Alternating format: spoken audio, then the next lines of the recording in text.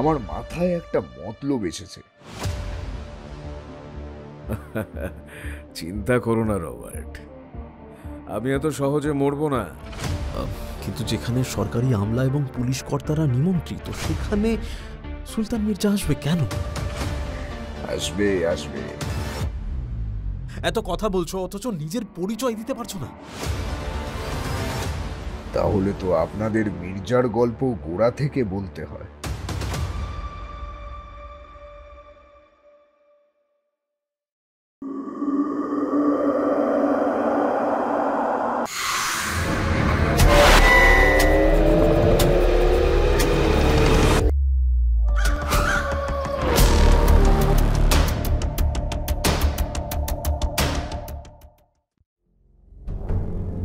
নমস্কার শ্রোতা বন্ধুরা, আপনারা শুনছেন থ্রিলার ডেন।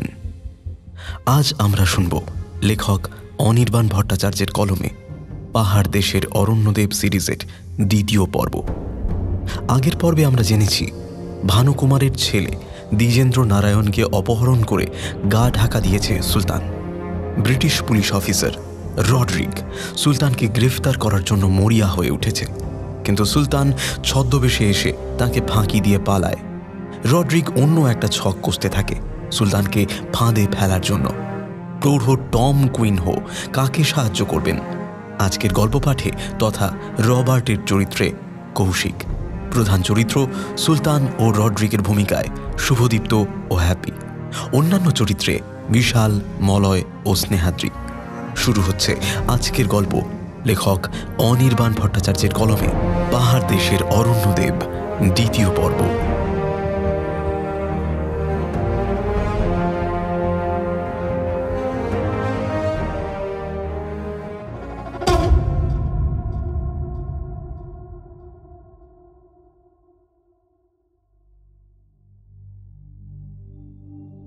জঙ্গলের সমাজ আর মানুষের সমাজের মধ্যে বিশেষ প্রভেদ নেই। হয় মারতে হয় আর না হলে মরতে হয়। প্রতি মুহূর্তে একে অপরের রক্তের গন্ধ শুঁকে চলেছে। কোনো দুর্বল মুহূর্তে শিকারের টুঁটি চিপে তার শ্বাসরোধ করে নিজের উদরপূর্তি করা যায়, সেই নিয়ে সর্বক্ষণ প্রতিটি শিকারী ব্যস্ত। তাদের দোষ দেওয়া চলে না। যদি হঠাৎ কোনো মন্ত্র বলে জঙ্গলের ভয়ঙ্করতম শিকারী প্রাণীটি ঘাস পাতা খেতে আরম্ভ করে এবং হরিনাম জপতে শুরু করে, তবে পর মুহূর্তেই তার ভবলীলা সাঙ্গ হতে বাধ্য। তাই নিজেকে বাঁচিয়ে রাখতে গেলে অপরকে মারাটাই জঙ্গলের দস্তুর। অবশ্য চিরপরিচিত মানব সমাজ তার থেকে খুব বেশি ভিন্ন নয়। পার্থক্য কেবল একটাই, আড়াল থেকে ঝাঁপিয়ে পড়ে শিকারের মুখোমুখি দাঁড়ানোর রেওয়াজ এখানে অপ্রতুল। তার থেকে লুকিয়ে বন্ধুর ছদ্মবেশে পিঠে ছুরি মারা অনেক বেশি জনপ্রিয়। যে শিকারী জন্ম থেকেই তার হিংস্র স্বভাবের জন্য পরিচিত, তাকে বাকিরা সামলে চলে। সচরাচর তার থাবার নাগালে আসে না। কিন্তু যেই শিকারী নিজের ভালো মানুষের আড়ালে ধারালো নখ আর সূচালো দাঁত লুকিয়ে রাখে, তাকে এড়িয়ে চলা অত সহজ নয়।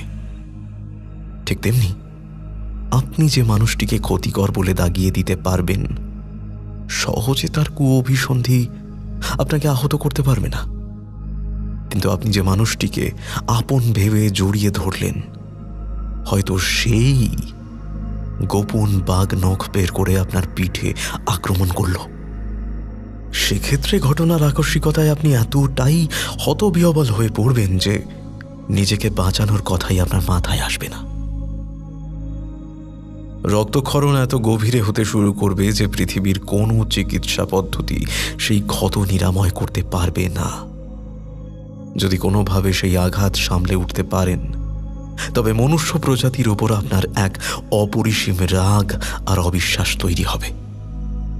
প্রতিটি হাসির আড়ালে একটি ধূর্ত অভিসন্ধি আঁচ করতে পারবেন।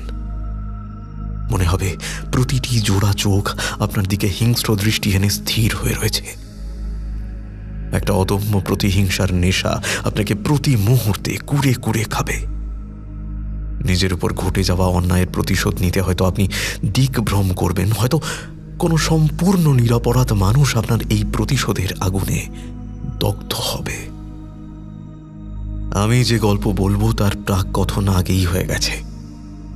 পাহাড় দেশের অরণ্যদেব গল্পে আপনারা যে সুলতান মির্জার কথা শুনেছেন, আমি তারই গল্প বলবো। তবে আগের গল্পে আমি সেই অর্থে হাজির ছিলাম না। রডরিক সাহেবের সাথে সুলতানের সম্মুখ সমর আমি নিজের চোখে দেখে থাকলেও তার সূচনা কিভাবে হয়েছিল তা পরে আপনাদের মতো আমিও লোকমুখে শুনেছিলাম। এতক্ষণ কথা বলছি কিন্তু আমার পরিচয়টা দেওয়া হয়নি। আমার নাম রবার্ট সুইনহো। আমার বাবা স্কটল্যান্ডের গ্রামের এক সম্ভ্রান্ত কৃষিজীবী ব্যক্তি। তার নাম ছিল টম সুইনহো। আমার মা অর্থাৎ মার্গারেট একজন ধর্মপ্রাণ নারী ছিলেন। এই পৃথিবীর হেন কোনো প্রাণ ছিল না যার জন্য মায়ের মন কাঁদত না। মায়েরা বোধহয় এরকমই হন, শত্রু মিত্র নির্বিশেষে অপরকে আনন্দ বিলিয়ে দেওয়ার জন্যই বোধহয় ধরাধামে তাদের আবির্ভাব হয়। আমি অনেক ছোটবেলাতেই মাকে হারিয়েছি। অবশ্য বাবা সর্বতভাবে চেষ্টা করেছিল আমার মায়ের অভাব মুছে দেওয়ার। টম সুইনহো কালাজ্বরে স্ত্রীকে হারানোর পরে আর দ্বিতীয়বার বিয়ে করেননি। মাঠে গমের চারা বড় করা আর ঘরে ছোট্ট আমাকে যত্ন করা ছাড়া তার আর কোনো দ্বিতীয় কাজ ছিল না। আমাকে তিনি কতটা ভালোবাসতেন তা বলে বোঝানো বোধহয় এক প্রকার অসম্ভব। তবু চেষ্টা একটা করতেই হবে। আমাদের এই গল্পে টম সুইনহোর একটা বিশেষ ভূমিকা আছে। কাজেই মানুষ হিসাবে তিনি কেমন ছিলেন তা শ্রোতাদের জেনে রাখা দরকার। সকলের বাবা মা যেমন স্কুলের মিটিংয়ে ফাদারের কাছে নিজের ছেলে মেয়েদের নিয়ে অভিযোগ দায়ের করতেন, সেখানে আমার বাবা আমার করা অপরাধের দায় নিজের কাঁধে তুলে নিতে দুবার ভাবতেন না। প্রতিবেশী মিস্টার এস টাগার্ড বাবার বন্ধু ছিলেন। তিনি প্রায়ই বলতেন বাবা নাকি আমাকে মাথায় তুলছে, এতে আমার ভবিষ্যৎ নষ্ট হওয়ার যথেষ্ট সম্ভাবনা আছে। বাবা সচরাচর কিছু বলতেন না। তো একবার হলো কি, আমি স্কুলের টিফিন পিরিয়ডে দেখলাম যে কিছু সহপাঠী সমবেত হয়ে স্কুলের বাগানের ধারে হল্লা করছে, কিন্তু তাদের এত উত্তেজনার কারণটা ঠিক কি তা ধরতে পারছিলাম না। কাছে এগিয়ে গিয়ে দেখলাম তারা সবাই মিলে একটা ল্যাংড়া কুকুরকে অতিষ্ঠ করে তুলেছে। একটা রুটি দেখিয়ে তাকে কাছে ডাকছে, আর সে কাছে এলেই সেই রুটিটা উল্টো দিকের সহপাঠীর হাতে ছুঁড়ে দিয়ে কুকুরটাকে আশাহত করছে। সেই উল্টো দিকের ছেলেটি আবার কুকুরটিকে কাছে ডাকছে রুটিটির লোভ দেখিয়ে। বেচারা শারমেও নিজের অপারগতা উপেক্ষা করে ছুটে যাচ্ছে পেটের টানে। কুকুরের বাচ্চাটি যত কষ্ট পাচ্ছে তত আমার সহপাঠীরা আনন্দে ফেটে পড়ছে। তার সেই অসহায়তা দেখে ওদের পৈশাচিক উল্লাস আমার মাথা ঘুরিয়ে দিল। আমি যে ভীষণ পশুপ্রেমী ছিলাম তেমন দাবি করি না, কিন্তু সেই মুহূর্তে কি যে হলো কে জানে। একটা বড় পাথর তুলে নিয়ে চিৎকার করে বললাম, ওকে ছেড়ে দাও বলছি, বাচ্চাটাকে জ্বালিও না, না হলে এক্ষুনি পাথরে এক গায়ে তোমার মাথা গুঁড়ো করে দেবো। তখন আমার বয়স কত হবে, ওই বড়জোর 13 কি 14। সেই সমবেত ছাত্রদের ভিড়ে বেশ কিছু বড় ক্লাসের ছেলেও ছিল। আমার আস্পর্ধা দেখে তারা তেলে বেগুনে জ্বলে উঠল। একজন এসে আমাকে শাঁসানিও দিল, কিন্তু সেই কুকুরের বাচ্চাটিকে রেহাই দিল না। আরেকটি বড় পাথর তুলে নিয়ে তার মাথায় চাপিয়ে ছোট্ট প্রাণের অস্তিত্ব নিকেশ করে দিল। প্রবল এক আর্তনাদ করে মাটিতে আছড়ে পড়ল কুকুরটি। তার সেই মর্মভেদী শেষ চিৎকার আমার অন্তরাত্মাকে কাঁপিয়ে দিয়েছিল। সীতাহিত জ্ঞানশূন্য হয়ে হাতের পাথরটা সেই হতভাগার মাথা লক্ষ্য করে ছুঁড়ে মারলাম আমি। আর্তনাদ করে ওঠে ছেলেটি। মুহূর্তের মধ্যে তার কপাল ফেটে লোহিত রক্তের ধারা বেরোতে শুরু করে। সবাই ঘটনার আকস্মিকতায় চমকে যায়। সেই আহত ছেলেটিকে ফেলে রেখে সকলে নিজের মতো করে সরে পড়ে। ফাদারের কাছে অভিযোগ দায়ের করা হয়। বাবাকে ডেকে পাঠান তিনি। বাবা যথারীতি ফাদারের কাছে ক্ষমা চেয়ে সেবারের মতন আমার স্কুলে পড়ার ইতি টানা রোধ করে। বাড়ি ফেরার পথে মিস্টার টাগার্ডের সঙ্গে দেখা হয় আমাদের। ছোট্ট গ্রামে কথা ছড়িয়ে পড়তে বেশি সময় লাগে না। স্কুলের এই ঘটনা দাবানলের মতো চতুর্দিকে ছড়িয়ে পড়েছিল। গার্ড আবার বাবাকে জ্ঞান দিতে শুরু করতেই সেই প্রথম বাবা তাকে হাত দেখিয়ে থামায়। তারপর বেশ গম্ভীর স্বরে বলে, শোনো ট্র্যাগার্ড, ছেলেকে কিভাবে মানুষ করতে হয় তার শিক্ষা আমি প্রতিবেশীদের কাছ থেকে নেব না।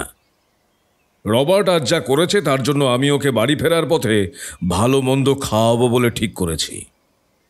কারণ অন্যায় যে করে আর অন্যায় যে সয়, দুজনেই সমান অপরাধী। আজ আমার ছেলে অন্যায়ের প্রতিবাদ করেছে, আর প্রতিবাদের ভাষা ঠিক করে দেওয়ার মালিক আমরা কেউ নই।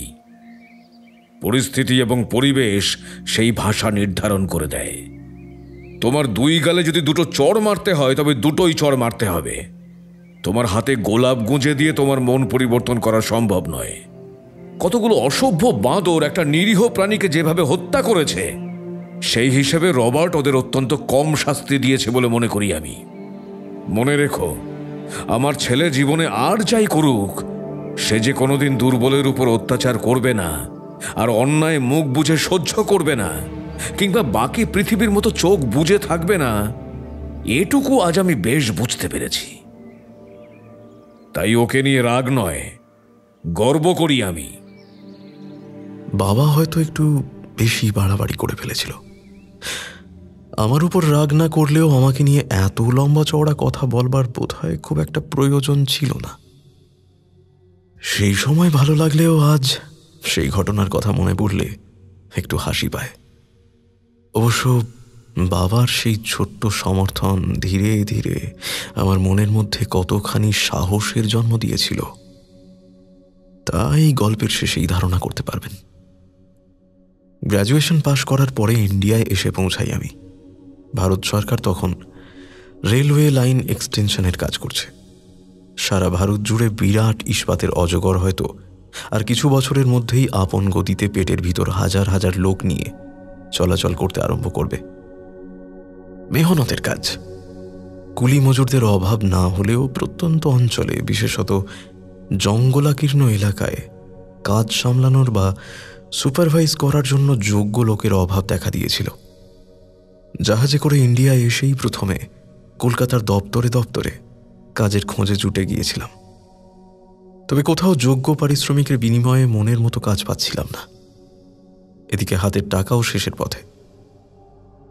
এমন সময় খবরটা পেলাম, ইউনাইটেড প্রভিন্সের পাহাড়ি অঞ্চলে জঙ্গল থেকে কাঠ কেটে রেলওয়ের জ্বালানি যোগান দেওয়ার জন্য বিশেষ এক ডিপার্টমেন্ট তৈরি করা হচ্ছে। তার জন্য দক্ষ সাহসী সুপারভাইজার প্রয়োজন।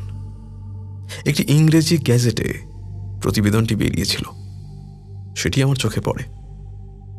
দক্ষ সুপারভাইজারের প্রয়োজন বুঝলাম, কিন্তু সাহসী সুপারভাইজার কেন প্রয়োজন সেটা তখন বুঝিনি। যখন বুঝেছিলাম তখন বড্ড দেরি হয়ে গেছে। যাক, সে কথা। সময় হলেই এই সাহসী সুপারভাইজারের প্রয়োজনটা কি তা সবিস্তারে বলবো। আপাতত মাইনের বহর শুনে কাজে না করতে পারলাম না। থাকা খাওয়া বাদ দিয়ে মাসিক মাইনে 10 টাকা। সে যুগে 10 টাকা আজকের বাজারে প্রায় 30-40 হাজার টাকার সমান। অতএব বুক ঠুকে একটা আবেদনপত্র লাগিয়ে দিলাম, যা থাকে কপালে। সপ্তাহখানেকের মধ্যেই জবাব এসে গেল, আমার চাকরি হয়ে গেছে। কলকাতা থেকে পাটনা, সেখান থেকে উত্তরাখণ্ড হয়ে ছোট্ট পাহাড়ি অঞ্চল দোমোহানিতে পৌঁছতে হবে আমাকে। সেখানেই আমার কর্মস্থল নির্ধারিত হয়েছে। জায়গা মতো পৌঁছে দেখলাম ব্যবস্থায় প্রায় কিছুই নেই। জঙ্গলের পাশ থেকে একটা রেলওয়ে লাইন চলে গেছে। সেই লাইনের উপর কতগুলো কুলি মজুর কাজ পাওয়ার আশায় হাপিত্তেশ করে বসে রয়েছে। আমার কাজ হলো সেই কুলি মজুরদের দিয়ে জঙ্গলের শুকনো কাঠ কেটে জড়ো করা এবং নির্দিষ্ট সময় মালগাড়ি এসে পৌঁছলে তাতে সেই কাঠ বোঝাই করে দেওয়া। কাজ আমাকে তেমন কিছুই হাতে কলমে করতে হবে না। প্রকৃত অর্থেই সুপারভাইজার যাকে বলে, কেবল কুলি কামিনদের পয়সা করি, অর্থাৎ তাদের পাওনা গন্ডার হিসেব রাখা এবং সময় মতো সদর দপ্তর থেকে তা আনিয়ে বিলি ব্যবস্থা করা ছাড়া তেমন কিছুই করার নেই। কাউকে কাজের কৈফিয়ত দিতে হবে না, কোনো জবাবদিহির প্রয়োজন নেই। একেবারে ঝাড়া হাত পা যাকে বলে। তবে সমস্যা একটাই, জায়গাটা শহর, মফস্বল কিংবা গ্রাম নয়, একেবারেই জঙ্গল। স্কটল্যান্ডের মানব সমাজ থেকে একেবারে পশু পাখিদের মধ্যে এসে পড়লাম বলে প্রথমটায় খানিকটা হতাশ হয়েছিলাম। পরে ভেবে দেখলাম এ মন্দ নয়। সকালবেলা পাখির ডাকে ঘুম ভাঙে, সারাদিন সরল সাদাসিধে দেহাতি লোকেদের সাথে সময় কাটাই, আর রাত্রে জঙ্গলি জানোয়ারদের তর্জন গর্জন শুনতে শুনতে ঘুমিয়ে পড়ি। সপ্তাহখানেকের মধ্যেই বেশ গুছিয়ে নিলাম। কুলি মজুরদের সাহায্যে জঙ্গলের কিনারায় রেললাইন থেকে আন্দাজ 50 হাত দূরে একটা কাঠের আবাসস্থল তৈরি করা গেল। পাশেই শুকনো কাঠ জড়ো করার বন্দোবস্ত করা হয়েছে। কুলিদের জন্য থাকার বন্দোবস্ত করার কথাও ভেবেছিলাম, কিন্তু তারা কেউই সেখানে থাকতে রাজি হয়নি। জিজ্ঞাসা করায় বলেছিল, সাহেব, আমরা আশেপাশে থাকি, আমাদের গ্রাম কাছেই। ভোর রাতে বেরোলে দিনের আলো ফোটার আগে কাজে যোগ দিতে পারবো। শুধু শুধু এ জঙ্গলে রাত কাটিয়ে কি হবে? ঘরে ওরাত আছে, বাল বাচ্চা আছে, বা ওদের ফেলে। আর তাছাড়া হুজুর, কি একটা বলতে গিয়েও যেন থমকে যায় তারা, যেন কোনো একটা গোপন কথা আর একটু হলেই ফাঁস হয়ে যাচ্ছিল। অতএব দিনের আলো নেভার আগেই কুলির দল যার যার গ্রামে ফিরে যায়, আর আমি ওই কাঠের বাড়িতে থেকে যাই জঙ্গলের অন্ধকারকে সঙ্গী করে। এখান থেকে নিকটবর্তী মফস্বল মালগাড়ি করে যেতে প্রায় ঘণ্টাখানেক সময় লাগে।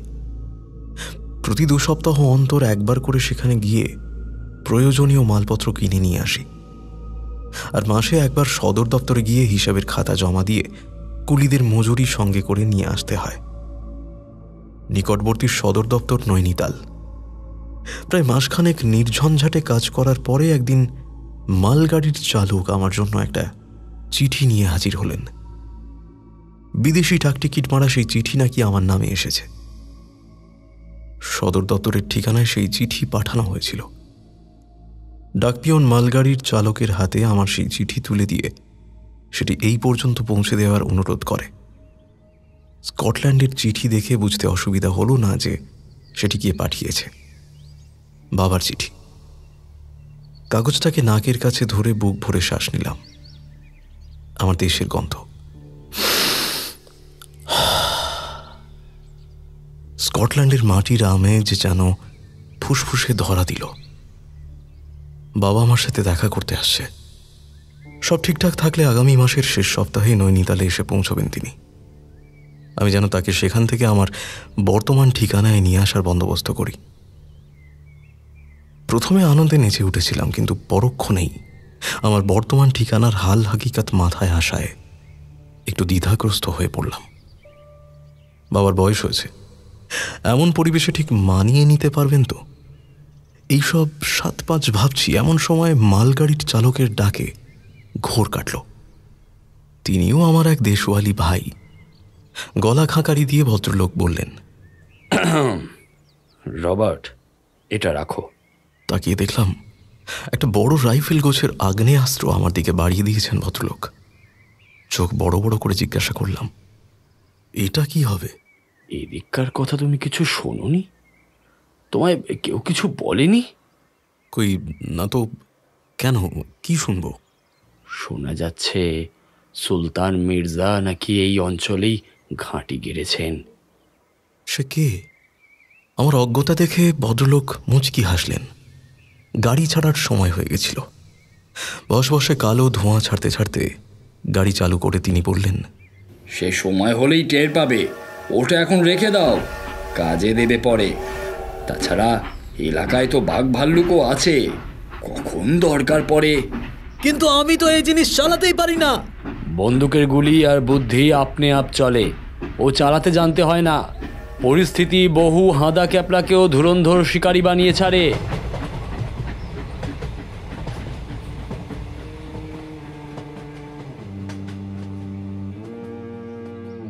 ব্যাপারটা কি তখনও বুঝতে পারিনি। 2-1 কুলিকে আকারে ইঙ্গিতে জিজ্ঞাসা করব বলে ভেবেছিলাম, কিন্তু সুযোগ হয়ে ওঠেনি। অবশ্য এর অর্থ বোঝার জন্য বেশি দিন অপেক্ষা করতে হয়নি আমাকে। পরবর্তী 4 সপ্তাহের মাথায় একটা মোক্ষম ঘটনায় সেই মর্মার্থ উদ্ধার করতে পারলাম। বাবাকে রেল থেকে নামতে দেখে আনন্দে দু চোখের পাতা ভিজে এসেছিল। ছুটে গিয়ে ছেলে মানুষের মতো জড়িয়ে ধরলাম তাকে। এক বুড়ো আর এক জোয়ান সাহেবের এইভাবে কোলাকুলি দেখে নৈনিতালের রাস্তায় দেশজ মানুষেরা মুচকি হাসছিল। তবে তাতে আমার কিছুই যায় আসে না। যে মানুষটা আমার সারা জীবন তৈরি করে দেওয়ার জন্য নিজের সারা জীবন ব্যয় করেছে, তাকে জড়িয়ে ধরে তার শরীরের উষ্ণতা অনুভব করতে আমার বিন্দু মাত্র লজ্জা নেই। এতে যদি সারা পৃথিবী আমাকে অপরিণত কিংবা ছেলে মানুষ বলে, তাতে আমার কিচ্ছু যায় আসে না। বেশ বুঝতে পারছিলাম বাবারও গলা কাঁপছে। আমার পিঠে হাত বুলিয়ে দিতে দিতে জিজ্ঞেস করলো, কেমন আছো রবার্ট? বাবাকে নিয়ে গিয়ে নৈনিতালের সবচেয়ে নামকরা রেস্তোরাঁয় বসলাম। ভালো দার্জিলিং চা আর কুকিজ অর্ডার দিলাম। মানুষ যাকে পছন্দ করে, ভালোবাসে, তাদের সাথে জীবনের সবচেয়ে কম সময় কাটাতে পারে। আর যে সমস্ত চেহারা, গলার স্বর কিংবা ব্যবহার মানুষ সহ্য করতে পারে না, তাদের সাথেই জীবনের অধিকাংশ সময় অতিবাহিত করতে হয়। এ যেন মানব সভ্যতার উপর নেমে আসা কোনো কঠিন অভিশাপ। বাবার সাথে গল্প করতে করতে কোথা থেকে যে সময় কেটে গেছে তা খেয়ালই করিনি। ঘড়ির কাঁটায় বিকেল 5টা বাজার শব্দ শুনে হুঁশ ফিরল। আগামীকাল রোববার। মালগাড়ির চলাচল সপ্তাহের ওই একটি দিন বন্ধ থাকে। শেষ গাড়ি যায় বিকেল 4:30। এক্ষুনি না বেরোলে গাড়িটা ধরতে পারবো না। সেক্ষেত্রে গোটা একটা দিন এই নৈনিতালেই কাটাতে হবে। যদিও তাতে আমার বিশেষ অসুবিধা কিছুই ছিল না, কিন্তু সঙ্গে মাসের মাইনের টাকা রয়েছে। কুলিদের সেই মাসোহারা বন্টন করতে হবে কাল সকালে। আজকে যদি না পৌঁছাই তাহলে কাল বেচারারা হতাশ হয়ে ফিরে যাবে। টাকা একদিন পরে পেলেও খুব একটা অসুবিধা হওয়ার কথা নয়, কিন্তু আমি তেমনটা করতে চাই না। মাসের এই নির্দিষ্ট দিনে হাতে কিছু টাকা পেয়ে তারা যেভাবে আনন্দ করে, টাকা গুনে নেওয়ার সময় তাদের চোখে যে খুশির ঝিলিক দেখা যায়, তা এক মুহূর্তের জন্যেও আমি শূন্য হতে দিতে চাই না। মেহনতি মানুষগুলোর জন্য এমনিতে কিছু করতে পারি না, অন্তত নির্দিষ্ট সময় তাদের হাতে মাসোহারার টাকা তুলে দিতে পারলে মানসিক শান্তি পাই। আর তা না হলে কেউ অভিযোগ করবে না ঠিকই, কিন্তু কোনো কুলি মজুরের সন্তান মাসের একটা দিন ভালো মন্দ খাওয়ার যে স্বপ্ন দু চোখে বুনে রাখে, তা নিষ্ফল হবে। কোনো স্ত্রী নিজের স্বামীর রোজগারের টাকায় একটা নতুন ঘটি কিংবা মোটা পাড়ের শাড়ি কিনবে বলে যে আশা করে থাকে, তা তছনছ হবে। সেটা আমি হতে দিতে চাই না। তাই বাবাকে সঙ্গে নিয়ে কোনো রকমে মালগাড়ির শেষ কামরায় গিয়ে উঠলাম।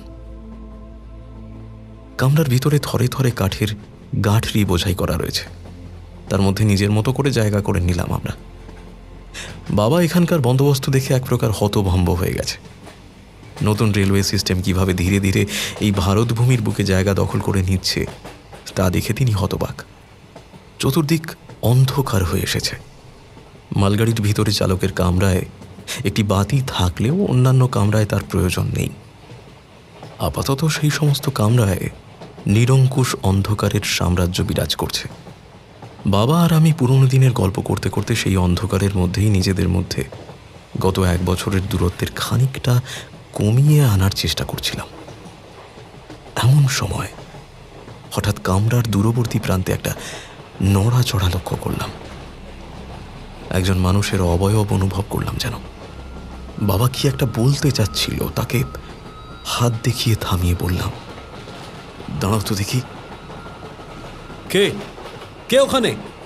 কি হলো, জবাব দিচ্ছেন না কেন? Who is there? এবার সেই অবয়ব প্রথমে স্তব্ধ হলো, তারপর ধীরে ধীরে শরীরটাকে তুলে নিয়ে আমাদের কাছে এগিয়ে এলো। কিছুদিন আগেই সুলতান মির্জার কথা শুনেছিলাম। খোঁজ নিয়ে জেনেছিলাম তিনি নাকি এ চত্বরের এক দুর্ধর্ষ ডাকাত সর্দার। সঙ্গে টাকা কড়ি আছে। এই অন্ধকার মালগাড়ির কামরায় সেই সর্দারের কোনো অনুচর যদি হঠাৎ করে আমাদের উপর লাফিয়ে পড়ে, তারপর সেই পয়সা কড়ি নিয়ে চম্পট দেয়, তাহলে বিপদ হবে। প্রথমত সরকার বাহাদুরের কাছে জবাবদিহি করতে হবে। তাছাড়া ওই গরিব মানুষগুলো নিজেদের মাসোহারা থেকে না জানি কতদিন বঞ্চিত হয়ে থাকবে। জবাবদিহি এড়ানো গেলেও পরবর্তী ঝামেলাটা আমি হতে দিতে চাই না। তাই সাবধান হয়ে হাঁ হাঁ করে উঠলাম। এই এই তুমি কে? জবাব দিতে পারছো না কেন? কি হলো? ওইভাবে এগিয়ে আসছো কেন? আমার কাছে কিন্তু বন্দুক আছে। কথাটা বললাম বটে, কিন্তু সত্যি সত্যি আমার কাছে কোনো আগ্নেয়াস্ত্র ছিল না। অবয়ব কাছে এগিয়ে এসে আন্দাজ 5 হাত দূরত্বে দাঁড়িয়ে পড়ল। তারপর এক ঘর ঘরে বৃদ্ধের গলা শুনতে পেলাম। সাহেব, আমার মতো মামুলি ইনসানের জন্য আবার বন্দুক পিস্তল লাগবে? আপনার এক ফুঁয়ে আমার মতো হাড্ডিসার লোক তো কোথায় উড়ে যাবে? এত কথা বলছো অথচ নিজের পরিচয় দিতে পারছো না। কে তুমি? আর এই মালগাড়ির কামরা কি চাই? হুজুর, যদি অভয় দেন তো বলি। বলো। আগে অধমের নাম ভূতনাথ, বাড়ি হলদিয়ানি, দোমোহানিতে চলেছে এখন। দোমোহানিতে কি দরকার? মনে মনে ভাবলাম, বেশ খানিকক্ষণ পথ এই অন্ধকার জঙ্গলের মধ্যে দিয়ে যেতে হবে। কামরা দেওয়ালও নেই, অচেনা মানুষটিকে ভরসা করা মুশকিল। আগে তাকে বাজিয়ে নেওয়া দরকার। আমার ভাবনায় ছেদ পড়ল। বৃদ্ধ বলতে আরম্ভ করেছে। আগে সাহেব, দোমোহানিতে আমার বেটির বিয়া হয়েছে। সেখানে জামাই থাকে, মেয়ে থাকে। ওখানকার রেলের জ্বালানি যোগানের কাজ করে জামাই। কাল মেয়ের লড়কা হয়েছে, তাই নাতির মুখ দেখতে যাচ্ছি। বয়স হয়েছে হুজুর, এতটা পথ হেঁটে যাওয়া বহুত তকলিফের কাম। তাই লুকিয়ে এই মালগাড়িতে উঠে পড়েছি। চালক ধরতে পারলে খুব মারবে বাবু। তাই আলোয়ান দিয়ে শরীরটা ঢেকে এই কাঠের আড়ালে বসেছিলাম। আমি বুড়া আদমি নই বাবু, বুড়া আদমি নই। বাবা এতক্ষণ চুপ করে আমাদের দুজনের কথোপকথন শুনছিল। এবার একটু গলা খাঁকারি দিয়ে বলল, রবার্ট, তুমি তো দেখছি পুলিশের মতো জেরা করছো। ওকে দেখে খারাপ লোক বলে মনে হচ্ছে না। ও হে, শোনো, ভয় নেই, আমরা কাউকে কিছু বলবো না। তা তোমার মেয়ের নাম কি? একটু বসে বলি হুজুর। আসলে চলন্ত ট্রেনে দাঁড়িয়ে থাকতে এই বয়সে খুব কষ্ট হয়। আচ্ছা বেশ, বসো, বসেই বলো। হুজুর, আমার লড়কির নাম সুমাইয়া। বহুত अच्छी লড়কি হুজুর। ঘরের সব কাম কাজ পারে, জামাইকে খুব খুশি রাখে হুজুর। সাহেব যদি অভয় দেন একটা প্রশ্ন করি? হ্যাঁ, করো। কি প্রশ্ন? সাহেব, আপনারা দুজনে এত সুন্দর আমাদের ভাষা বলেন কি করে? অন্য সাহেবদের কখনো তো এত ভালো করে আমাদের ভাষা বলতে শুনিনি। আসলে আমার দেশে একবার একটা মেলা হয়েছিল। সেখানে এক ইন্ডিয়া থেকে এক জাদুকর খেলা দেখাতে গিয়েছিল। খেলা দেখাতে দেখাতে সেই জাদুকরের পায়ে চোট পায়। বেচারাকে তার দলবল ওদেশে ফেলে রেখেই ফিরে আসে। তখন আমি তাকে আমার বাড়িতে আশ্রয় দিয়েছিলাম। তার জখম যতদিন না সম্পূর্ণ সুস্থ হয়েছে ততদিন সে আমার বাড়িতেই অতিথি হয়েছিল। প্রায় মাসখানেক লোকটার সাথে থাকতে থাকতে আমি তোমাদের ভাষা কিছু কিছু শিখে নিয়েছি। অবশ্য রবার্ট, মানে আমার ছেলে, গত 1 বছর যাবৎ এদেশেই থাকে। কাজেই সে যে আমার থেকে বেটার এদেশের ভাষা বলবে এতে আর সন্দেহ কি? তারপর বেশ কিছুক্ষণ আমরা সবাই চুপ করে রইলাম। মালগাড়ি জঙ্গলের নৈশব্দ ভঙ্গ করে আপন গতিতে ছুটে চলেছে লক্ষ্যের উদ্দেশ্যে। এখনো আমাদের গন্তব্যে পৌঁছতে মিনিট 20 সময় তো লাগবেই।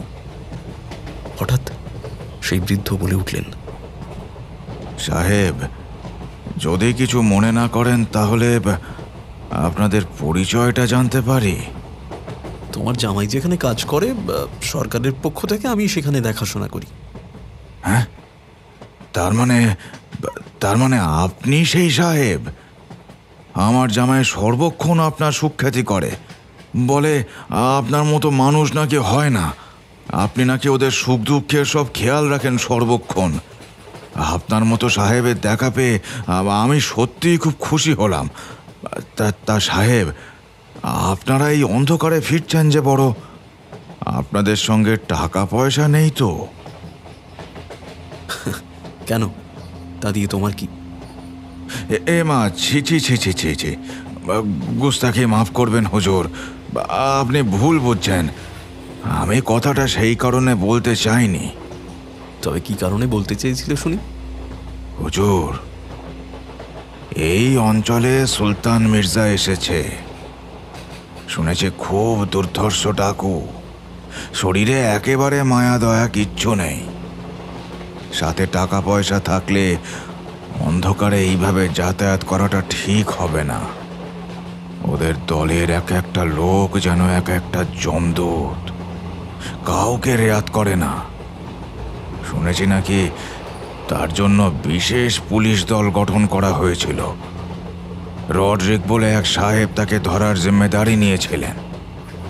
তো সেই ডাকুর এত আস্পর্ধা যে সেই পুলিশ সাহেবকে পর্যন্ত নাকানি চোপানি খাইয়েছে। হ্যাঁ। Wow, very interesting. এ তো দেখছি যে সে লোক নয়।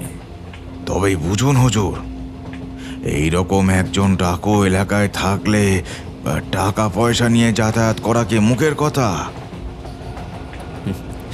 তুমি তো মেয়ের বাড়ি যাচ্ছ, কোনো উপহার নিয়ে যাচ্ছ না মেয়ে জামাইয়ের জন্য? না হুজুর, আমরা কি আর অত বড় লোক?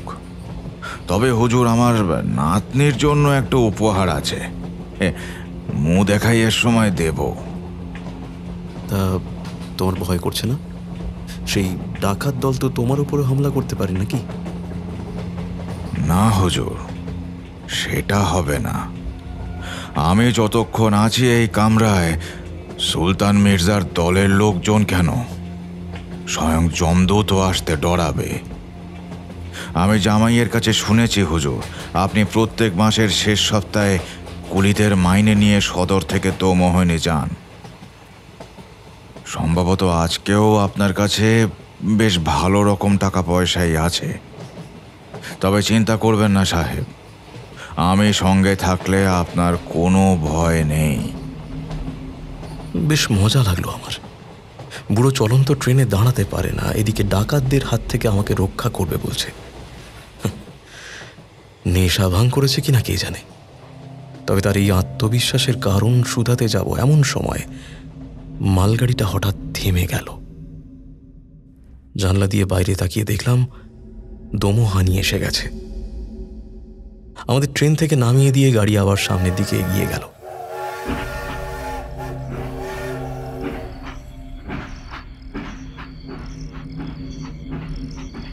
আমার কাঠের ঘরের বাইরে একটা কাঁচের লণ্ঠন ঝোলানো, তারই আলোয় বাড়ির সামনেটুকু আলোকিত হয়ে রয়েছে। সেই হলদে আলোর বেশ খানিকটা এই রেল লাইন পর্যন্ত এগিয়ে আসে। এই প্রথম আবছা আলোয় বৃদ্ধের চেহারাটা দেখতে পেলাম।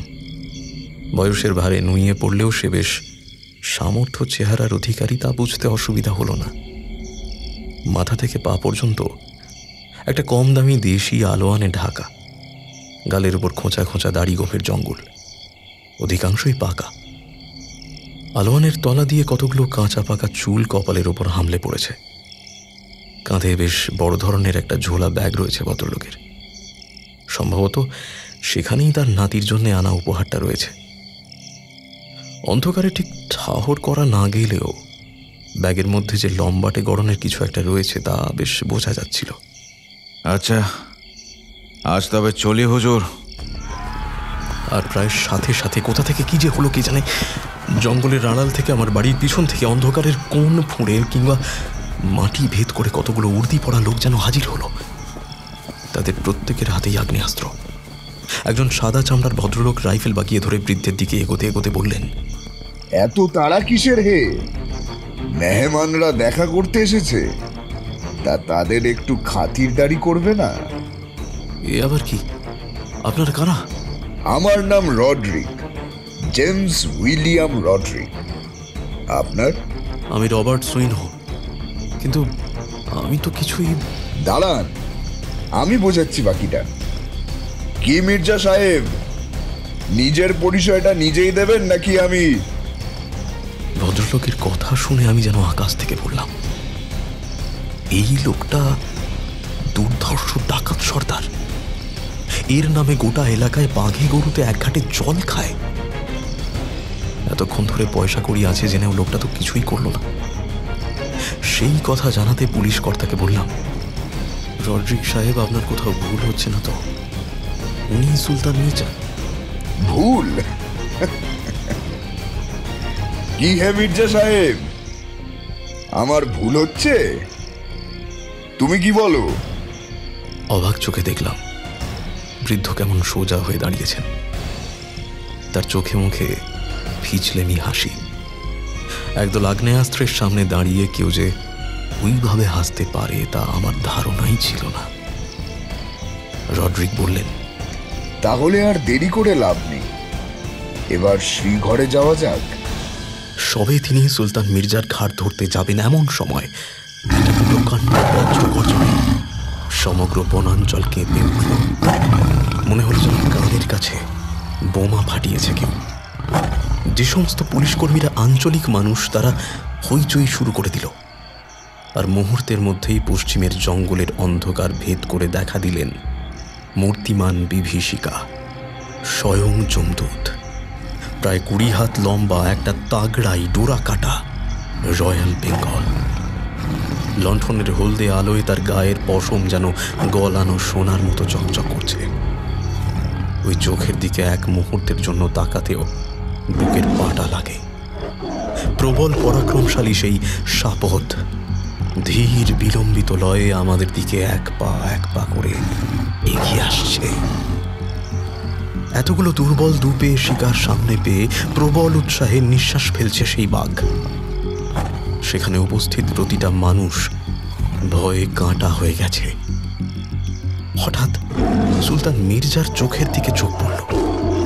তাকিয়ে দেখলাম এই মূর্তিমান বিভীষিকাকে দেখেও তার চোখে এতটুকু ভয় নেই, যেন সে এই মুহূর্তের অপেক্ষাই করছিল। তার মুখে একটা মুচকি হাসির রেখা। বাঘের একেবারে ডান দিকে বাবা, সরাসরি দাঁড়িয়ে আমি আর রড্রিক সাহেব, এবং সবচেয়ে বামে দুরন্ত দুশ্মন সুলতান মির্জা। সেই সাপদ রাতের নীরবতা ভঙ্গ করে প্রবল গর্জন করলো, তারপর সোজা ঝাঁপ দিল আমার বাবাকে লক্ষ্য করে। ভয়ে আতঙ্কে আর্তনাদ করে উঠলাম আমি, বাবা! জঙ্গলের পরিবেশে যে মানুষ সামনে থেকে বাঘের ওই রণগর্জন এবং প্রবল লাফ দেখেনি, তাকে সেই পরিস্থিতির গুরুত্ব বোঝানো এক প্রকার অসম্ভব। প্রবল পরাক্রমশালী সেই জানোয়ার লাফ দিলে বোধহয় সময় স্থির হয়ে যায়। জীবনের প্রতিটি সুখ দুঃখের মুহূর্ত চোখের সামনে ভেসে উঠেই মিলিয়ে যায় অতল গহ্বরে। ঠিক বেঠিকের সীমানা পেরিয়ে অদ্ভুত এক সন্ধিক্ষণে এসে হাজির হয় জীবনের মানে। জানি না বাবার মনে কি চলছিল, কিন্তু এক মুহূর্তের জন্য আমি ভয়ে চোখ বুজে ফেলি। আর পরক্ষণেই একটা কান ফাটানো শব্দে চমকে উঠি আমি। কেউ গুলি চালিয়েছে।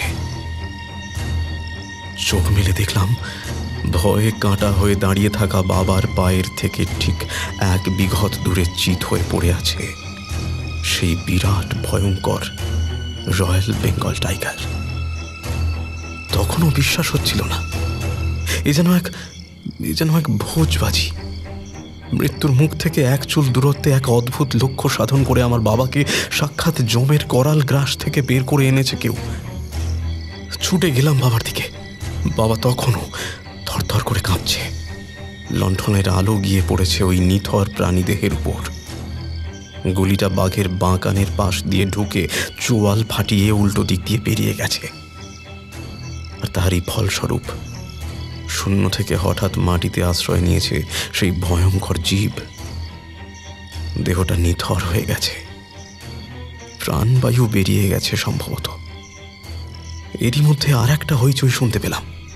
উইলিয়াম সাহেব চিৎকার করে তার কর্মীদের বলছেন, পালাচ্ছে, পালাচ্ছে, ধরো, ধরো ওকে।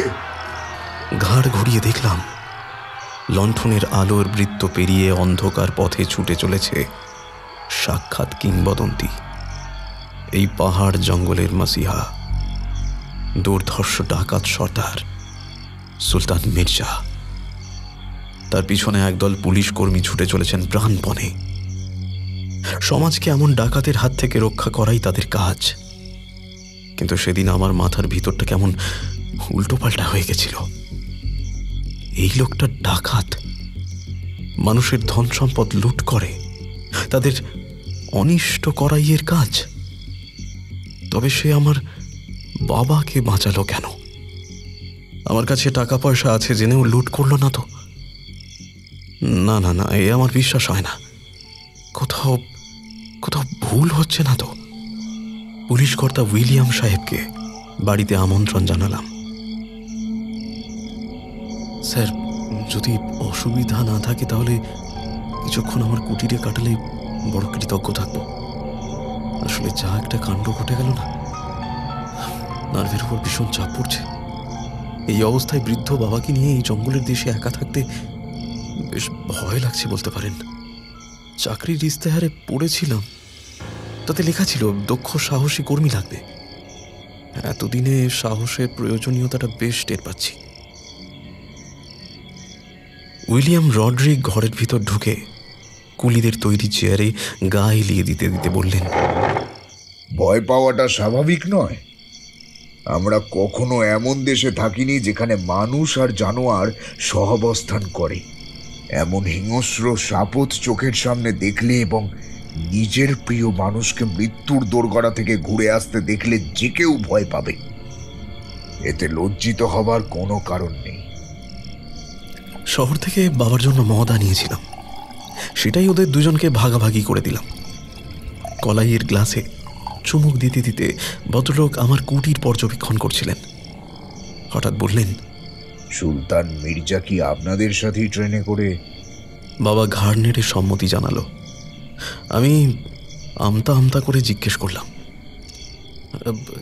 এই লোকটা ডাকাত সর্দার? ঠিক বিশ্বাস হচ্ছে না, কোনো ভুল হচ্ছে না তো? ভুল না ঠিক তা তো নিজের চোখেই দেখলেন, এর পরেও বলবেন? কিন্তু তাহলে লোকটা আমাদের লুট করলো না কেন?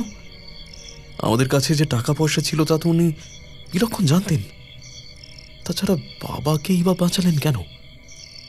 তাহলে তো আপনাদের মির্জার গল্প গোড়া থেকে বলতে হয়। দুর্ধর্ষ দুশ্মন হলেও এই লোক কিন্তু যে সে চোর ছেঁচোর নয়, রীতিমতো রেবেল বলতে পারেন। এই অঞ্চলে এমন কিছু জনগোষ্ঠী আছে যাদেরকে ব্রিটিশ সরকার অপরাধ প্রবণ জনগোষ্ঠী হিসেবে দাগিয়ে এক ঘরে করে রাখে। সমাজের মূল স্রোতে মেলামেশা করার অধিকার তাদের কাছ থেকে কেড়ে নেওয়া হয়। এমনকি সরকারি গাফিলতির কারণে একটি নির্দিষ্ট জায়গায় বন্দি থাকতে থাকতে অনাহারে অর্ধাহারে এই জনগোষ্ঠীর অধিকাংশ মানুষ খুবই অসহায় এবং হতদরিদ্র অবস্থায় দিন যাপন করে। এরকমই এক জনগোষ্ঠীর লোক এই সুলতান মির্জা। এর জীবনবোধ সাধারণ চোর ডাকাতদের থেকে ভিন্ন। রবিনহুড বলতে পারেন। বড় লোকেদের লুট করে গরিবদের মধ্যে বিলিয়ে দেয় বাবাজি। আপনাদের টাকা পয়সাগুলো কুলিদের মাইনে বুঝতে পেরেই সম্ভবত সে তাতে হাত দেয়নি। আর গরিব অপরিচিত মানুষের জন্য যার হৃদয় কাঁদে, সে কেন আপনার বাবাকে বাঁচিয়েছে তা নিশ্চয়ই বলে দিতে হবে না। রাত হচ্ছে, পথঘাট কিছু নেই বললেই চলে। আমার বাহিনীর কর্মীরাও দাঁড়িয়ে রয়েছে, এবার রওনা দিতে পারলে হয়। আজ তবে উঠি। আর হ্যাঁ, চিন্তা করবেন না, যা হাঙ্গামা হয়েছে তাতে অন্তত আজ রাতে আর কোনো চার পেয়ে জানোয়ার হামলা চালাবে না। আর সুলতান মির্জাকে নিয়ে ভয় পাওয়ার কিছু আছে বলে আমার মনে হয় না। আচ্ছা মিস্টার সুইনহ, আপনার সাথে আমার কিছু কথা আছে, দয়া করে বাইরে চলুন। বুঝতে পারলাম ভদ্রলোক আমার বাবার সামনে কথাগুলো বলতে চাইছেন না। ওর পিছু পিছু বাড়ির বাইরে বেরিয়ে এলাম। ভদ্রলোক আমার কাঁধে হাত রেখে বললেন, মিস্টার সুইনহ, আমাদের এমন অনেক কাজ করতে হয় যার সাথে মনের মিল হয় না। আমরা চাই এক, কিন্তু করি আর এক। মন ও মগজের মিল ঘটানো অধিকাংশ ক্ষেত্রেই দুষ্কর হয়ে দাঁড়ায়। তাই অনিচ্ছা সত্ত্বেও এই সুলতান মির্জাকে আমায় ধরতেই হবে। সরকার বাহাদুরের হুকুম, আর এই ব্যাপারে আমার আপনার একটু সাহায্য লাগবে। আমার সাহায্য? আমি আপনাকে কিভাবে সাহায্য করতে পারি সেটা তো বুঝতে পারলাম না। আমার মাথায় একটা মতলব এসেছে। যদি ঠিকঠাক কাজে লাগানো যায় তবে ব্যাটাকে পাকড়াও করা যাবে, আর সেই মতলবে আপনার একটা বিশেষ ভূমিকা থাকবে। সবই বুঝলাম, কিন্তু আমার ভূমিকাটা ঠিক কি সেটা যদি খোলসা করে বলতেন। এক্ষুনি সবটা বলতে পারছি না, কিন্তু খুব শিগগিরই বলবো। আশা করি একজন সরকারি কর্মী হিসেবে এই কাজের সাহায্য করতে আপনার বিশেষ আপত্তি হবে না। আসি তবে, শুভরাত্রি। এই বলে গোটা দল নিয়ে সেখান থেকে বিদায় নিলেন রডরিক সাহেব। বাড়ির ভিতরে ঢুকে এলাম আমি। বাবার চেহারা বেশ শক্ত সমর্থ হলেও এই ঘটনায় বেশ ভেঙে পড়েছে বলেই মনে হলো। কাঁধে হাত রেখে জিজ্ঞাসা করলাম, এখনো কি নার্ভ স্টেডি হয়নি? আমার কাছে ব্র্যান্ডি নেই, থাকলে দুধে মিশিয়ে দিতাম। চিন্তা করো না রবার্ট, আমি এত সহজে মরবো না। ওই সুলতান মির্জার কথা শুনে আজ বেশ ইচ্ছা হচ্ছিল তোমার একটা বিয়ে দেওয়ার। নিজের নাতি নাতনির সাথে খেলা করতে কোন দাদু দিদার ইচ্ছে করে না বলো তো? এই পরিস্থিতিতেও বাবা ইয়ার্কি করছে দেখে আশ্বস্ত হলাম, কারণ এরকম জনহীন জঙ্গল পাহাড়ের অঞ্চলে ভয় পেলে টিকে থাকা দারুণ কষ্টকর হয়ে ওঠে।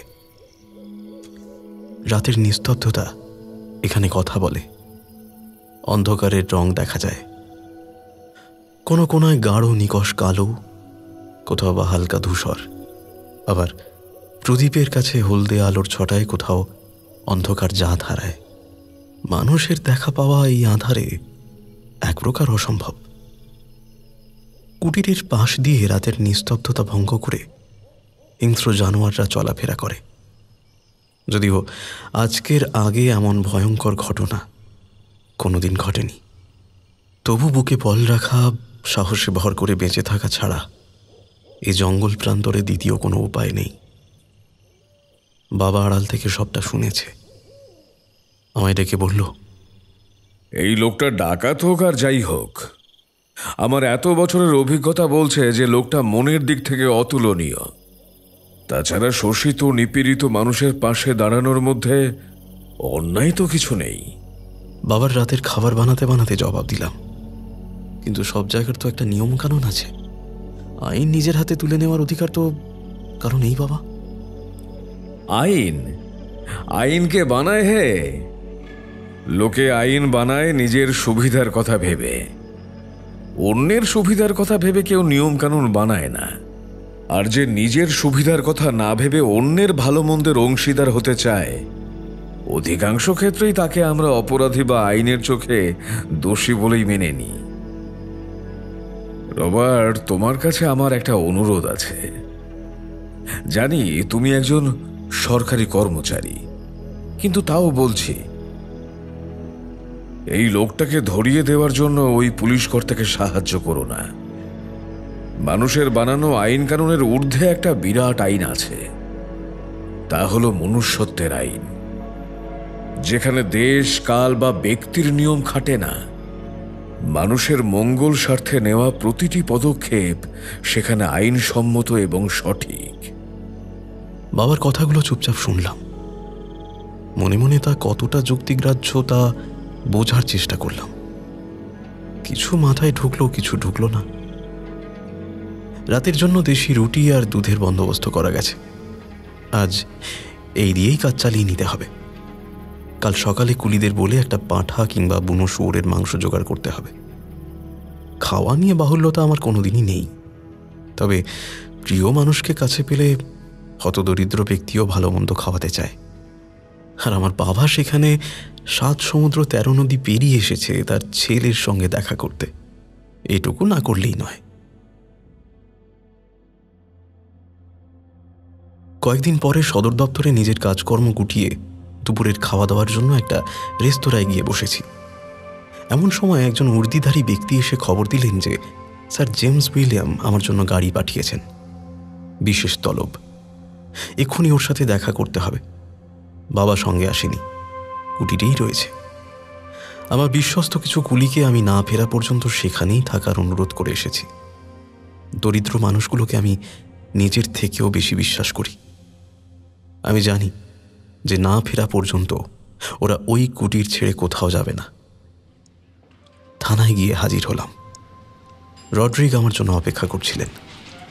কনস্টেবলকে ডেকে চায়ের বন্দোবস্ত করতে পাঠিয়ে ভদ্রলোক বললেন, সেদিন সবার সামনে কথাগুলো বলতে চাইনি, বাতাসেরও কান আছে।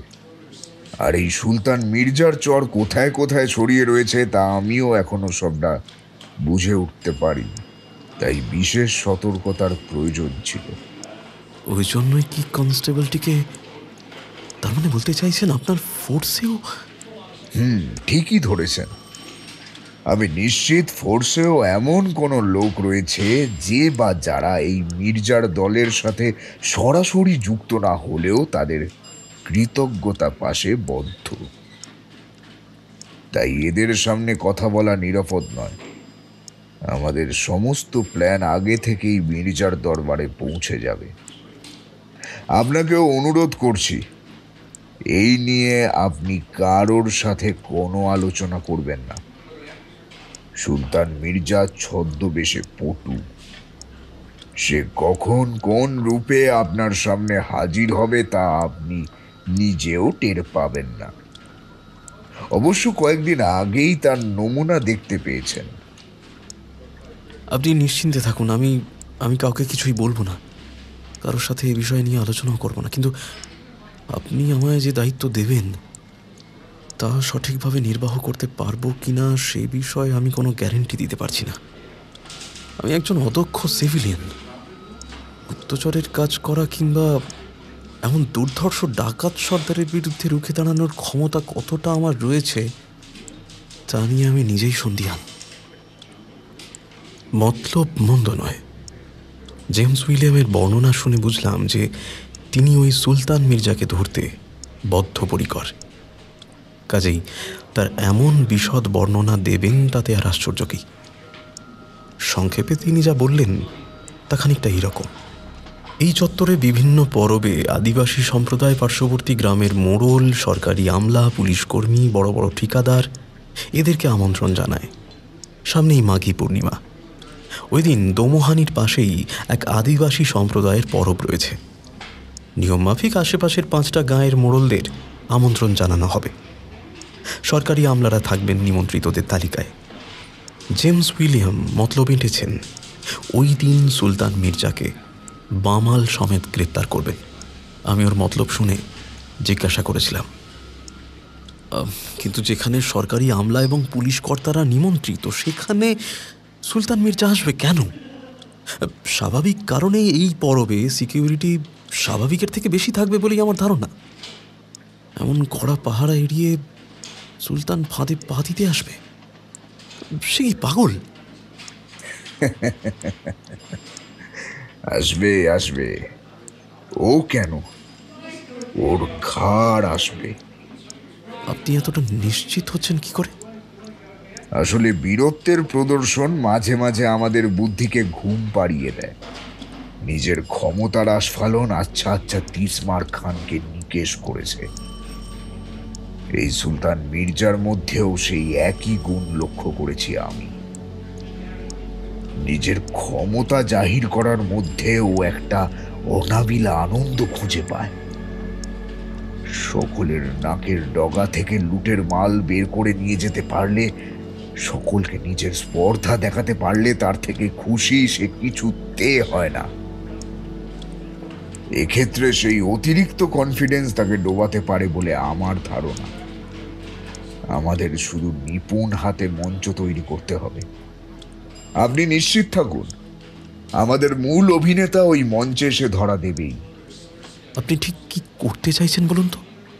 ওই পরবের দিনে ওখানে উপস্থিত থাকবে আশেপাশের বেশ কয়েকটি গাঁয়ের মোড়ল, এলাকার বড় বড় ঠিকাদার আর সরকারি আমলারা। মোদ্দা কথা, এই অঞ্চলের বিভিন্ন বড় বড় ধনী ও সম্মানীয় ব্যক্তি হাজির থাকবেন সেই উৎসবে। আমরা শুধু হাওয়ায় কথা ছড়িয়ে দেব যে ওই পরবে এত কড়া পাহারার বন্দোবস্ত করা হয়েছে যে সুলতান মির্জার বাপের ক্ষমতা নেই সেই চক্রব্যূহ ভেদ করে নিজের কেরামতি দেখায়। ওর অতিরিক্ত কনফিডেন্সের গোড়ায় খোঁচা দিয়ে আমি ওকে ঘায়েল করব ঠিক করেছি। উপস্থিত অতিথিদের মধ্যে ছদ্মবেশে আমার দলের লোকেরা হাজির থাকবে। বাইরের পাহারার বেষ্টনী টপকে শুধু একবার উৎসবের মঞ্চে উপস্থিত হলে আর বেরোবার পথ পাবে না বাছাধন। কিন্তু তাকে চিনবেন কিভাবে? ওই লোক যে ছদ্মবেশ ধারণে পটু তা তো আমরা সকলেই জানি। তবে কেউ শনাক্ত করবে কে? আমি এবং আপনি দুজনেই খুব কাছ থেকে সেই মানুষকে দেখেছি। সে যতই ছদ্মবেশ ধারণ করুক না কেন, নিজের হাবভাব লুকিয়ে ফেলা, চলাফেরার কায়দা হুবহু পাল্টে ফেলা এত সহজ কথা নয়। আমি তো সেখানে হাজির থাকতে পারবো না, কিন্তু আপনি পারবেন। আপনি এলাকার একজন সম্মানীয় সরকারি কর্মী। আপনার উপস্থিতি কারোর মনে সন্দেহের উদ্রেক করতে পারবে না। আর ওই মঞ্চে বসে আপনি শনাক্ত করবেন সুলতান মির্জাকে। মরার ওপর খাঁড়ার ঘা। একেই এই জঙ্গল পাহাড়ের অঞ্চলে বৃদ্ধ বাবাকে নিয়ে দিন কাটাতে অস্থির হয়ে উঠছি, তার উপরে এই পুলিশ কর্তা আমাকে একেবারে বাঘের মুখে ঠেলে দিতে চাইছেন। অমন দুর্ধর্ষ এক কিংবদন্তি ডাকাতের সাথে সম্মুখ সমরে উপস্থিত হলে না জানি কি বিপদ হতে পারে। তবে পিছিয়ে আসার উপায় নেই। বীরু বা কাপুরুষ বলে দাগানোর সম্ভাবনা রয়েছে। অতএব যা আছে কপালে।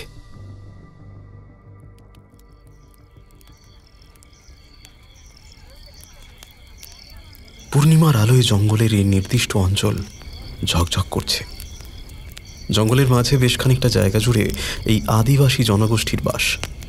তারা এই খানিকটা অঞ্চল বড় ছোট গাছপালা পরিষ্কার করে থাকার মতন করে একটা জায়গা করে নিয়েছে।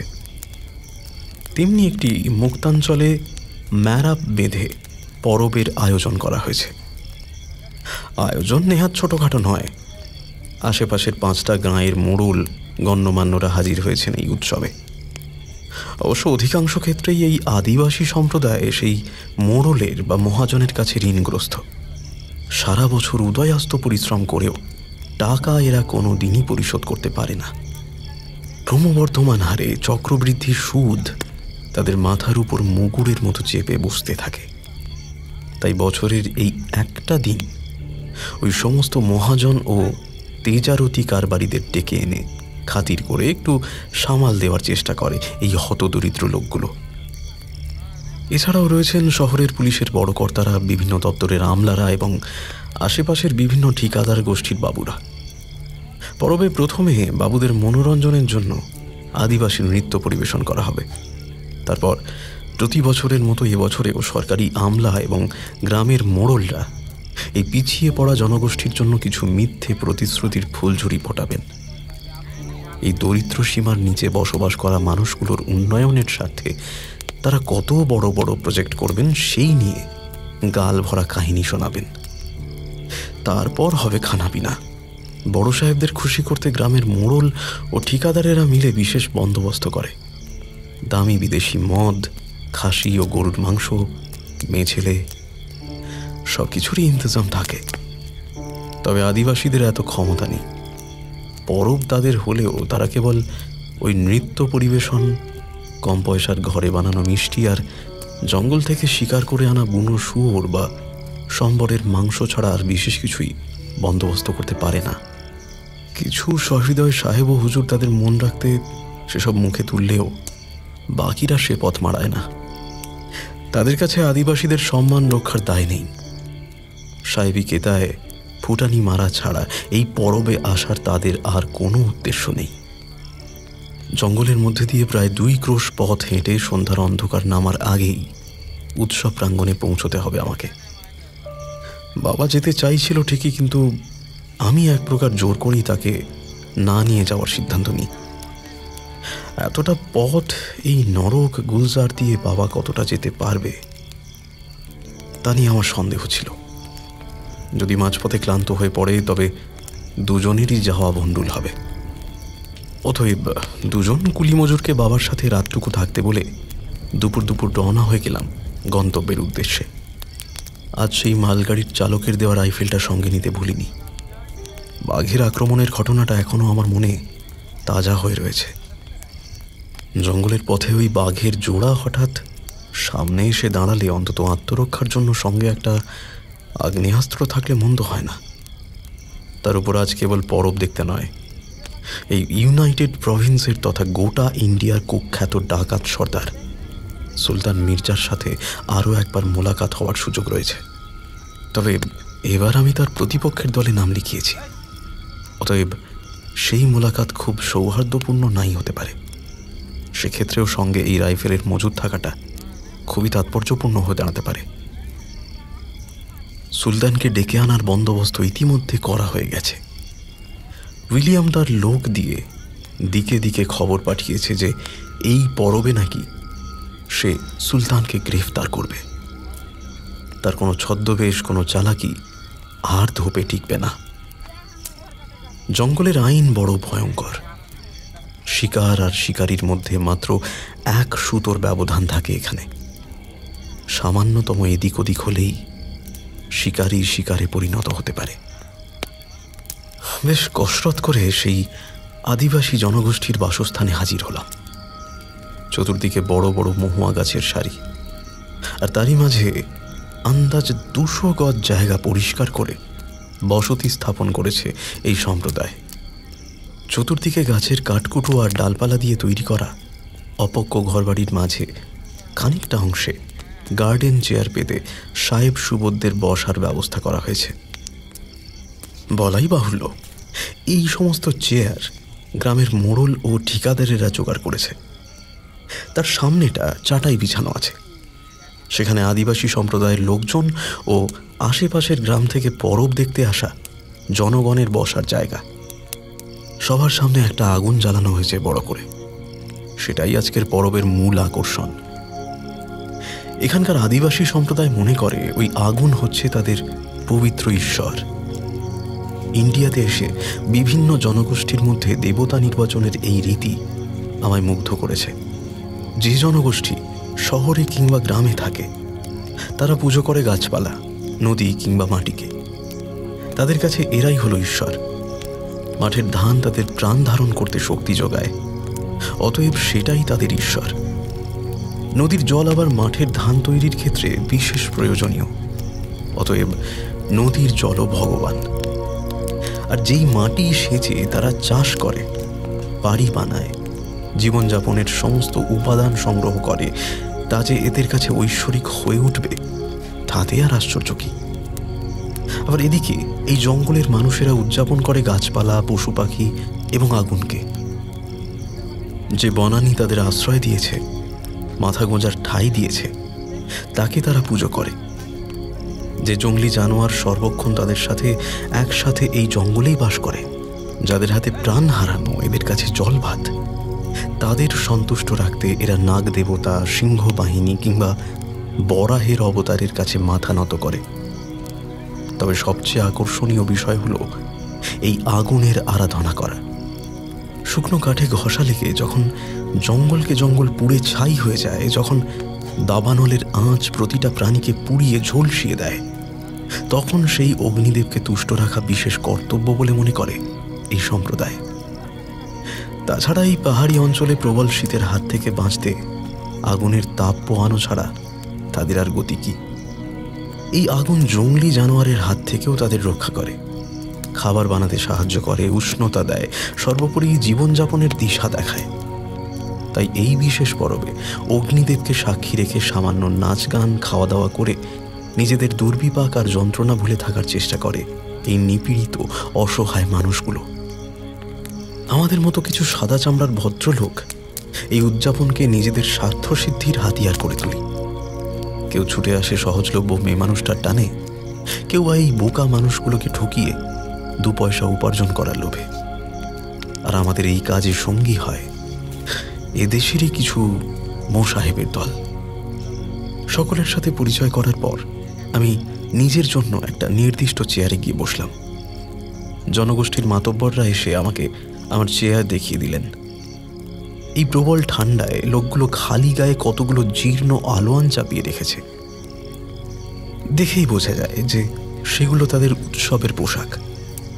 শহর বা মফস্বলের মানুষ যতই গরিব হোক, এই পোশাক তারা কোনো মতেই গায়ে তুলবে না। অধিকাংশ জায়গায় ফুটো হয়ে যাওয়া প্রায় রং ওঠা আলোয়ানগুলো এই জনগোষ্ঠীর আবার বড় পছন্দের, আনন্দের পোশাক। এই তাদের ক্ষমতার ঊর্ধ্বসীমা। আর্থিক তারতম্য আর বাসস্থান ভেদে কত বিচিত্র রূপ ধারণ করতে পারে তা না দেখলে বিশ্বাস করা যায় না। চিরকাল অবহেলিত ও শোষিত মানুষগুলো আমাদের মতো বিশিষ্ট অতিথিদের পেয়ে এতটাই উদ্বেলিত যা তাদের চোখে মুখে প্রকাশ পাচ্ছে, অথচ আমরা এদের জন্য কিছুই করি না। সিস্টেমের চাকার তলায় প্রতিদিন এ ধরনের কত শত জনগোষ্ঠী সারা পৃথিবী জুড়ে পিষছে তা ভাবলে লজ্জায় নিজের মাথা নত করে নিতে হয়। ভাগ্য ভালো, সারা পৃথিবীতেই এদের জন্য লড়ার মতন কিছু মানুষ এখনো জন্ম নেয়, যেমন জন্ম নিয়েছে এই ইউনাইটেড প্রভিন্সের মাসিহা সুলতান মির্জা। ডাকাত হোক কিংবা সাধারণ মানুষ, অসহায়ের জন্য কাজ করতে হলে নিয়ম ভাঙা প্রয়োজন।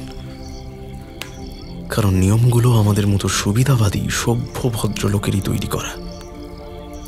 এই ছেঁড়া কাপড় পরে অন্যকে মাংস খাইয়ে আনন্দ করার মতন অসহায় মানুষদের কোনো সুযোগ সুবিধা সেই নিয়মের বাইরে লেখা থাকে না। তাদের জন্য লড়তে গেলে, তাদের হক আদায় করতে হলে সেই নিয়মের বইকে বুড়ো আঙুল দেখানোটাই বোধহয় সর্বার্গে প্রয়োজন। আর সেটাই প্রতিদিন করে চলেছেন সুলতান মির্জা। কিন্তু তারপরেও সভ্য ভদ্রলোক হওয়ার একটা রেসপন্সিবিলিটি তো আছে।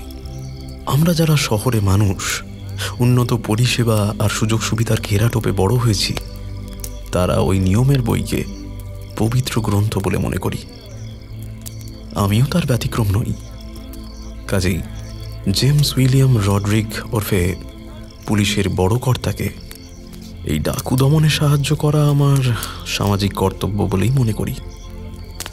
সে যাই হোক, যত ভালো কাজই করুক, আইনের শাসন না মানলে তাকে সমাজচ্যুত করা আমাদের নৈতিক দায়িত্ব। আর তাই আজ এই বিশেষ ভূমিকায় অবতীর্ণ হয়েছি আমি। সামনে গনগন করে আগুন জ্বলছে, নিজের আসনে বসে উৎসব দেখছিলাম। আর মাঝে মাঝে এদিক ওদিক চোখ বুলিয়ে দেখে নিচ্ছিলাম পাছে সেই ধুরন্ধর ডাকাত সর্দার আমাদের মাঝে সুহৃদ বন্ধু সেজে হাজির হয়। রডরিক আমায় আগেই বলে রেখেছেন যে লোক দেখানো পাহারা থাকলেও সুলতানের মঞ্চে অবতীর্ণ হওয়ার জন্য রাস্তা খোলা থাকবে। যদিও পাহারাদাররা কেউই তাকে চিনতে পারবে বলে মনে হয় না, তবুও তাদের বলা আছে যে চিনতে পারলেও কেউ যেন নির্দেশ না পাওয়া পর্যন্ত তার উপর আক্রমণ না করে। বিশিষ্ট অতিথিরা আসছেন যাচ্ছেন, আগুন ঘিরে আদিবাসী রমণীরা কোমরে কোমর জড়িয়ে নাচছেন আর গান গাইছেন। নিস্তব্ধ বনানী দুপে জানোয়ারদের এই সান্ধ্যকালীন উৎসব দেখছে চুপ করে। শীতের সন্ধ্যা, কনকন করে উত্তরে হাওয়া বইছে। গায়ে মোটা শীতের বস্ত্র থাকা সত্ত্বেও বেশ ঠান্ডা লাগছে। বিদেশি সাহেবরা দেশি মানুষদের দুর্বোধ্য ভাষায় সেই সমস্ত স্বল্প বসনা আদিবাসী রমণীদের উদ্দেশ্যে চটুল আদি রসাত্মক বিশেষণ ছুড়ে দিচ্ছেন। তথাকথিত সভ্য সমাজে এমন মন্তব্য করলে এক্ষুনি একটা হাতাহাতি বেঁধে যেত। কিন্তু এখানে সেসব হবে না। উল্টে সাহেবদের চোখে মুখে সামান্য হাসির ঝলক দেখলেই এখানকার জনগোষ্ঠী রীতিমতো আনন্দে আত্মহারা হয়ে উঠছে। এদের অনেকেই হয়তো সামান্য কিছু পয়সার বিনিময়ে নিজেদের বাড়ির মেয়ে বউকে ওই সাহেবের সাথে ঘরের ভিতর ছেড়ে দিতে দুবার ভাববে না। দোষ দেওয়া যায় না। যারা দুবেলা ঠিক করে খেতে পায় না, তাদের কাছে ইজ্জতের থেকে পেটের ব্যথা বা খিদের টান অনেক বেশি গুরুত্বপূর্ণ। এইসব সাতপাঁচ ভাবছি, এমন সময় লক্ষ্য করলাম আমাদের পিছন দিক থেকে একজন চাদর মুড়ি দেওয়া লোক এসে সামনের চাটাইয়ে গ্রামবাসীদের সাথে বসে পড়ল। লোকটার আপাদমস্তক চাদরে ঢাকা, কিছু কাঁচা পাকা চুল কপালের উপরে এসে পড়েছে। শীত আছে নিশ্চয়ই, কিন্তু এমনভাবে আপাদমস্তক ঢেকে রাখার কারণ মাথায় ঢুকল না। উৎসব অনুষ্ঠানে কেই বা এভাবে নিজেকে আড়াল করে রাখে? বেশ সন্দেহ হলো। রড্রিক সাহেবের এক অনুচর কিছু দূরেই ছদ্মবেশে দাঁড়িয়েছিলেন। কথা ছিল কোনো রকম সন্দেহজনক কিছু দেখলেই আমি তাকে হাত তুলে ইশারা করব, আর সে সঙ্গে সঙ্গে খবর দেবে আড়ালে লুকিয়ে থাকা জেমস উইলিয়াম রড্রিককে। হাত তুলতেই লোকটা ইশারা বুঝে ছুটে গেল জঙ্গলের দিকে। নিশ্চয়ই রড্রিক সেখানেই লুকিয়ে রয়েছেন। কয়েক মিনিটের মধ্যেই তাকে উল্টো দিকের জঙ্গল থেকে বেরিয়ে আসতে দেখলাম। ভদ্রলোকের চোখে মুখে চাপা উত্তেজনা টের পাচ্ছিলাম। তিনি সবাইকে টপকে সোজা আমার দিকে এগিয়ে আসছেন। আমি রাইফেলে ভর করে উঠে দাঁড়ালাম। সেই আলোয়ান মুড়ি দেওয়া লোকটিকে দেখিয়ে চিৎকার করে বললাম, মিস্টার উইলিয়াম, আমার মনে হয় এই সেই সুলতান ছদ্মবেশে এখানে হাজির হয়েছে। গতবারও এইভাবেই সম্পূর্ণ চাদর মুড়ি দিয়ে আমাদের সাথে ট্রেনে সফর করেছিল। ওকে তল্লাশি করুন, ওকে তল্লাশি করুন। আমার চিৎকার শুনে মুহূর্তে সকলের মধ্যে আতঙ্ক ছড়িয়ে পড়ল। তাদের সবার মাঝে হঠাৎ করে দুর্ধর্ষ ডাকাত সর্দার সুলতান মির্জা হাজির হয়েছে শুনে সবাই ভয়ে ছোটাছুটি আরম্ভ করল। চারপাশে লুকিয়ে থাকা পুলিশ কর্মীরা আগ্নেয়াস্ত্র উঁচিয়ে এদিকে এগিয়ে আসছেন। তারা জায়গাটাকে নিশ্ছিদ্র নিরাপত্তায় ঘিরে ফেলেছেন। রড্রিক এগিয়ে এসে বন্দুকটা ওই সন্দেহজনক ভদ্রলোকের বুকে ঠেকিয়ে মুচকি হেসে বললেন, বাড়ি বাড়ি ঘুঘু তুমি খেয়ে যাও ধান। তোমার খেলা শেষ সুলতান মির্জা, এবার ধরাচুরো ছাড়ো, দেখি তোমার চাঁদ বদন খানি। মিস্টার সুইনহো, আপনাকে বলেছিলেন না, ওভার কনফিডেন্স আচ্ছা আচ্ছা মাতুব্বরকেও মাটিতে আছড়ে ফেলে। দেখুন তার নমুনা। বেটা ভেবেছিল এই নিরাপত্তার মাঝেও ধাপ্পা দিয়ে পালাবে। এবার এবার কি হবে বাছা ধন? আর নাটক করো না, এবার চাদরখানা সরাও। গোটা উৎসব প্রাঙ্গণ তখন থমথম করছে। এতদিনে উইলিয়াম সাহেব হালে পানি পেয়েছেন। এই অঞ্চলের ত্রাস ভয়ঙ্কর ডাকাত সর্দার সুলতান মির্জা অবশেষে ধরা পড়েছে। এক্ষুনি আবরণ সরিয়ে পুলিশের হাতে ধরা দেবে সে। আর ধনীদের ভয় নেই, আবার তারা নিরাপদে এদিক ওদিক যাতায়াত করতে পারবে। আর কেউ তাদের ধন সম্পত্তি লুট করে গরিবদের মধ্যে বিলিয়ে দিতে পারবে না। শিকারী আজ নিজেই শিকার হয়েছে। বিশেষত ধনী মহাজন ও ঠিকাদারদের আনন্দ চোখে মুখে প্রকাশ পাচ্ছিল। পারলে তারা যেন উইলিয়াম সাহেবকে কোলে তুলে নেয়। এদিকে সময় বয়ে যাচ্ছে। দীর্ঘক্ষণ কাঠ গুঁজে না দেওয়ার কারণে আগুনের আঁচ কমে আসছে। অধৈর্য উইলিয়াম সাহেব বলে উঠলেন, এনাফ ইজ এনাফ। তারপর সেই সন্দেহজনক ব্যক্তির চাদর ধরে এক টান মারলেন। কিন্তু চাদরের ভেতরের মানুষটিকে দেখে তিনি চমকে উঠলেন। চমকালাম আমিও। একাকে দেখছি আমি? চাদরের ভিতর হাত জড়সড় করে দাঁড়িয়ে মুচকি মুচকি হাসছেন স্কটল্যান্ডের কৃষক টম সুইনহো, আমার বাবা। বাবা, তুমি এখানে এই পোশাকে? বাবা কোনো কথার জবাব দিল না। কাওয়ার্ড, ভিতর ডিম, এই নাকি তার সাহস? সে নাকি শত নিরাপত্তার মধ্যেও নিজের ভেলকি দেখাতে পারে। তবে নিজে না এসে আপনাকে পাঠালো কেন? কে বলেছে সে আসেনি? নিজের পকেটটা একটু ভালো করে দেখুন তো বড়বাবু। উইলিয়াম নিজের পকেটে হাত ঢুকিয়ে একটা কাগজের চিরকুট বের করে আনলেন। কিছুক্ষণ সেটা পড়ে রাগে চিৎকার করে উঠলেন ভদ্রলোক। What the hell? কি লেখা আছে ওতে? আপনি দেখুন না। রড্রিক, আপনি নেহাতি ছেলে মানুষ। আমাকে পাকড়াও করা আপনার কম্ব নয়। তবে আপনার এই খেলাধুলা করার মানসিকতা আমার বেশ পছন্দ হয়েছে। তাই আপনার কোনো ক্ষতি আমি করব না। আমার সাহস দেখতে চাইছিলেন, দেখালাম। কিন্তু আমায় ধরতে পারলেন না বলে আবার ছেলে মানুষের মতো কাঁদতে বসবেন না। চেষ্টা করতে থাকুন, হয়তো বিড়ালের ভাগ্যে শিখে ছিঁড়তেও পারে। আজকের মতো এইটুকুই। আবার দেখা হবে অন্য কোথাও, অন্য কোনো রূপে। সুলতান।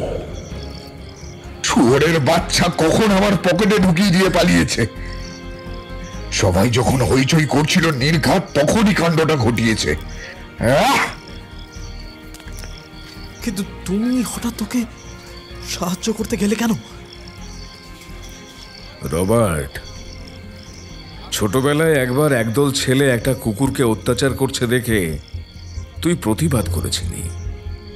সেদিন আমি তোর পাশে ছিলাম। আর আজ এই সুলতান মির্জা তোর চোখে অপরাধী হলেও সে এই অসহায় মানুষগুলোর উপর প্রতিনিয়ত ঘটে চলা অন্যায়ের বিরুদ্ধে প্রতিবাদ করেছে। আজ যদি আমি তার পাশে না দাঁড়াতাম, তবে সেদিন তোকে সমর্থন করে যে কাজ করেছিলাম তা মিথ্যে হয়ে যেত। আমি জানি না এদেশের সরকার আমার কোনো শাস্তি বিধান করবেন কিনা, কিন্তু যদি কোনো শাস্তি হয়ও, জানবো এই গরিব গুরব মানুষগুলোর জীবন বদলাতে সেটুকুই আমার অবদান।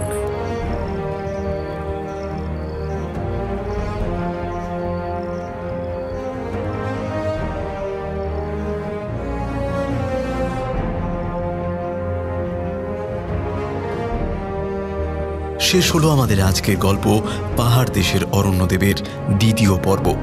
গল্পটি ভালো লাগলে অনুরোধ করব চ্যানেলটি সাবস্ক্রাইব করে আমাদের সাথে থাকার জন্য। কেমন লাগলো আমাদের আজকের গল্প?